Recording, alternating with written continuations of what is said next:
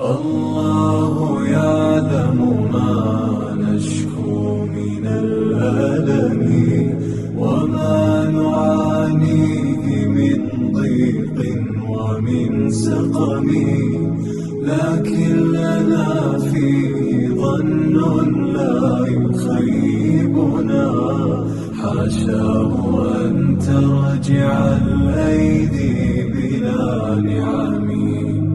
عذرك ايه يا تارك الصلاة؟ انت ما بتصليش ليه؟ ما بتصليش ليه يا حبيب قلبي؟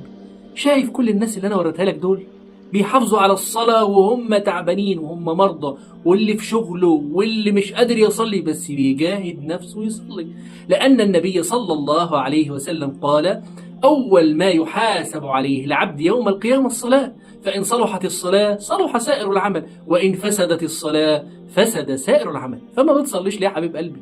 الصلاة خفيفة.